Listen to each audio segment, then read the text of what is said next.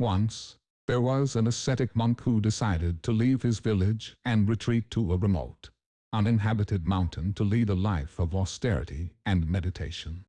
He carried with him only a single piece of cloth as his garment, and set off alone to the mountains.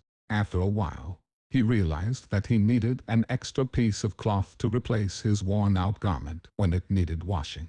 So, he descended from the mountain and went to the village to beg the villagers for another piece of cloth to use as a change of clothes. The villagers, knowing him to be a devout monk, readily gave him a piece of cloth for this purpose. Upon returning to his mountain dwelling, he discovered that a mouse often gnawed at his spare piece of clothing while he was deeply engrossed in meditation. Being committed to a vow of non-violence, he could not bring himself to harm the mouse, but he couldn't find a way to shoo it away. As a solution, he returned to the village and asked the villagers for a cat to help him with the mouse problem. Once he had a cat, he began to think about his own food.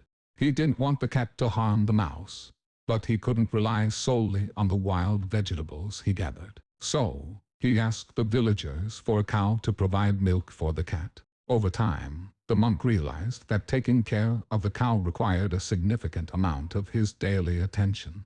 To alleviate this burden, he returned to the village and recruited a destitute wanderer to live with him in the mountains and help care for the cow. After some time had passed, the wanderer expressed his desire for a more conventional life, including having a wife and a regular family. The monk, realizing the validity of the wanderer's desire, understood that he could not force others to adopt his ascetic lifestyle. As the story continued to unfold, it gradually became clear that the entire village had moved to the mountain. This story serves as a cautionary tale, illustrating how desires can be like an endless chain, with one leading to another. It's a reminder that people often find excuses for their desires, and it's an exploration of the insatiable nature of human desires. We invest a lot of time pursuing wealth but often lack the time to enjoy it fully. We acquire larger houses, yet fewer people reside in them. We develop numerous new medications,